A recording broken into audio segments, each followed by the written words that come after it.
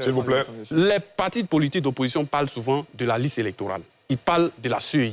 Ils parlent souvent de leurs candidats qui ne sont pas et qui sont écartés. C'est le mot qu'ils utilisent. Au plan juridique, souvent, il y a des interpellations. Ils trouvent que la justice n'est pas équitable. Vous voyez, il y a tout un chapelet d'éléments. Et puis, pour répondre à tu, parce que je le vois très chaud, il connaît très bien les éléments du langage des opposants. Ce n'est pas moi qui suis le représentant des opposants ici. Il l'a jamais dit. Il le sait. Surtout l'opposition.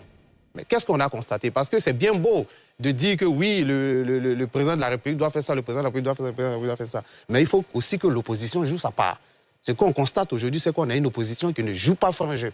On a une opposition qui préfère se mettre en dehors du jeu républicain. On a une opposition qui préfère s'adonner à des actes de sabotage, à des actes terroristes. Je répète, à des actes terroristes.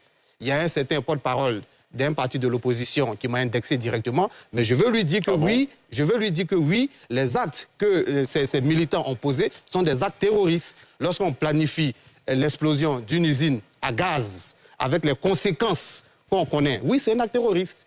Lorsqu'on va planifier à Yopougon de brûler des bus, l'objectif c'est de créer la terreur. Terroriste vient du mot terreur.